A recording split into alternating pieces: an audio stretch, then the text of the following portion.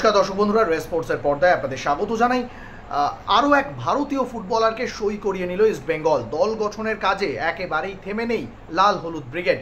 ইতিমধ্যেই পিভি বিষ্ণুর সঙ্গে যেমন চুক্তি বৃদ্ধি হয়েছে, তেমন বিদেশি ফুটবলারদের নিয়েও কিন্তু পরিকল্পনা শুরু করে দিয়েছে লাল হলুদ ব্রিগেড।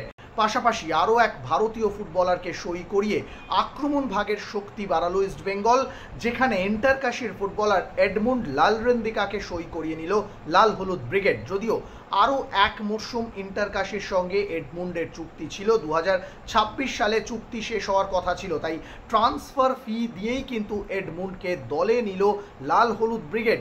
স্বাভাবিকভাবেই এই চুক্তি অবশ্যই ইস্টবেঙ্গলের শক্তি বাড়াবে, কারণ একাধিক পজিশনে খেলতে অভ্যস্ত এডমুন্ড। একদিকে যেমন তিনি উইংয়ে খেলতে স্বাচ্ছন্দ্য বোধ করেন, পাশাপাশি তিনি কিন্তু সেন্টার ফরওয়ার্ড বা সেকেন্ড স্ট্রাইকার হিসেবেও খেলতে অভ্যস্ত।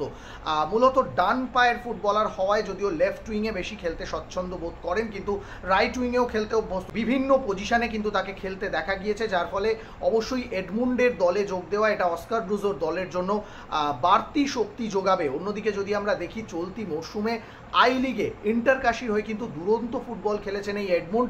4টি গোল করেছেন, 5টি অ্যাসিস্ট রয়েছে, ফলে এটা বলাই যেতে পারে একটা ভালো সময়ের মধ্যে দিয়ে যাচ্ছেন তিনি। অস্কারের তত্ত্বাবধানে এসে অবশ্যই ইস্টবেঙ্গলে ফুল ফোটানোর জন্য তৈরি হবেন তিনি।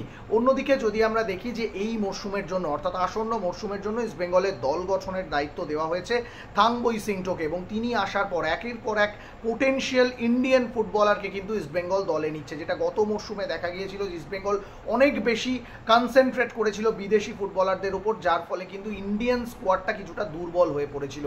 এবছর কিন্তু শুরুতেই দেখা যাচ্ছে যে বিদেশি ফুটবলারদের পাশাপাশি ইন্ডিয়ান ফুটবলারদের উপরেও কিন্তু নজর থাকছে, এবং সেখানে এডমুন্ড অবশ্যই ভালো চয়েস। এর আগে এডমুন্ড লাল হলুদ জার্সি গায়ে খেলেছে, 2019-20 মরশুমে ইস্টবেঙ্গলে ছিল, তখন কিন্তু খুব বেশি ম্যাচ খেলতে পারেনি, মাত্র 2টো ম্যাচ খেলেছিল এডমুন্ড, এবং তারপর চোটের জন্য ছিটকে যেতে হয়। তারপরেই কিন্তু একটা সময় শোনা গিয়েছিল ইন্টারকাশি থেকে কেরালা ব্লাস্টার্সে যোগ দিতে পারেন এডমুন্ড লালরেন্দিকা, কিন্তু সেই সম্ভাবনা উড়িয়ে ইস্টবেঙ্গলের চুক্তিপত্রে সই করে দিলেন এডমুন্ড লালরেন্দিকা।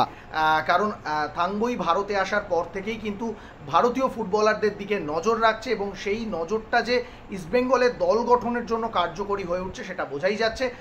ইতিমধ্যেই কিন্তু ইস্টবেঙ্গলের চুক্তিপত্রে সই করে দিয়েছেন এডমুন্ড লালরেন্দিকা। খুব শীঘ্রই হয়তো ইস্টবেঙ্গলের পক্ষ থেকে এই নতুন ফুটবলারের নাম ঘোষণা করা হবে। এখন দেখার ইস্টবেঙ্গল জার্সি গায়ে চাপিয়ে নিজেকে কতটা মেলে ধরতে পারেন এডমুন্ড লালরেন্দিকা।